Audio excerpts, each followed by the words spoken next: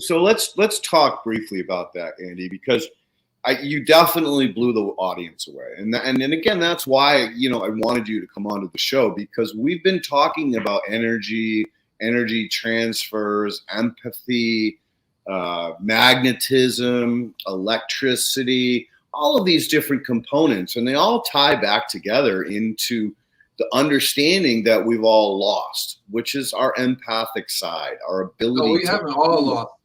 Well, I agree, but the vast majority of people don't even know that they can do this. Yeah, zombie. They can feel vibrations. They can feel feelings. They can feel anger in people around them. Yeah. They can connect with the soil. They can connect with the trees. Yeah. Like, I try to say, I'm feeling this tree is unhappy, or this plant is unhappy, and they look at me with three heads. So I stopped doing that years ago. No, I still do that. I don't care what they say. I know you do. That's again why. I go up the tree. I go up the tree and start doing kinesiology on the branch. Can you believe that? I do the branch. I'll say, yo, this tree is a little. What are you doing? I'm doing kinesiology on the branch. They will go, oh my God. Right. And in a way, it's true. In a way, it's true, because the tree is the living being. It does communicate. Everything. Of course it is. It's even rocks are living. Even rocks are living beings, in my opinion. Well, Andy, I think I told you about the time when I was down at Rodale and I came back to my shop, and I took a piece of stone that came from Africa. It was the hardest granite I'd ever worked with. The bridge saw was at the slowest possible pace. This is a giant hydraulic saw.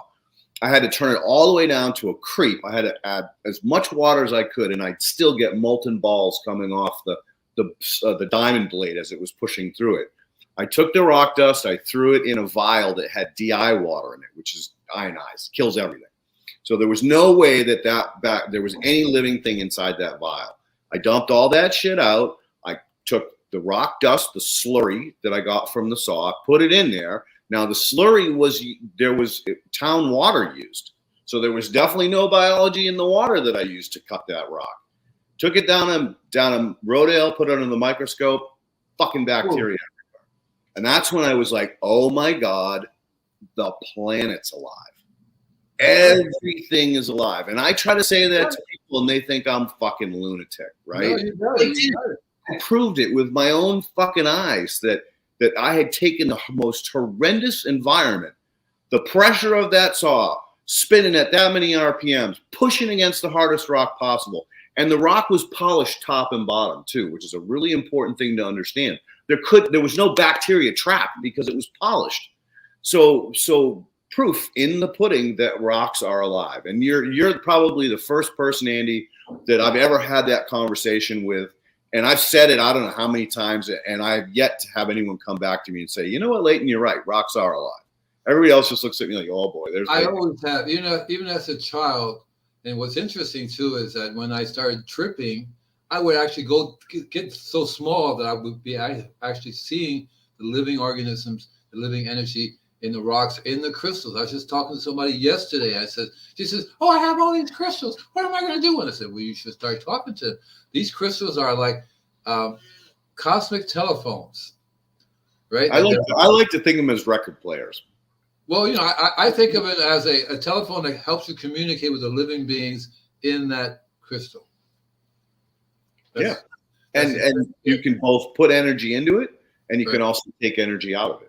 Yeah, and it's really, really cool because it's true. It's not just the crystals. That's why I'm attracted to. Whenever I go to some place, like I have a friend, he sells crystals by the street there. He has a car, and I always get some amazing things from him. And a lot of these people, unconsciously or consciously, are attracted to the energy. They go, yeah, I'll take that one because that's the one that's got ding, ding, ding, right? Dingy, dingy. Oh, whoa, whoa.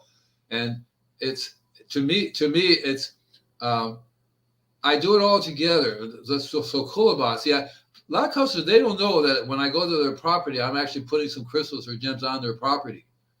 I'm actually making it so the energy level is going higher on that place. I look for the most powerful tree, and I pay my respects to that tree. That's the living organisms. Everybody's called a mother, a grandmother, or whatever, you know what I mean?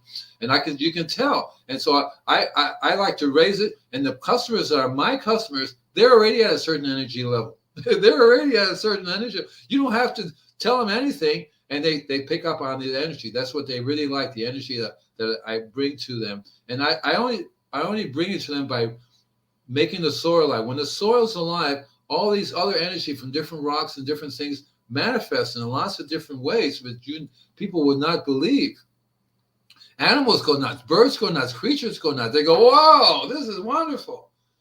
And that's what it's really all about. That's what it's really about. Meditating in the middle of a woods or something, plants talk to you. When I did mushrooms, I was listening to them talking to me, listening to the other plants. And one tree was concerned about one tree getting sick. And I would say, "What's wrong with the tree? Let me go talk to the tree." And they have the roots are under. If you look underground, they're all connected. The roots go up to the tree. On the other one, they go wrap themselves around and they give them food. You know, so it's really amazing, and everything is really. That's why I keyed into Gaia right a long, long time ago. It says, yeah, that's the being of the earth.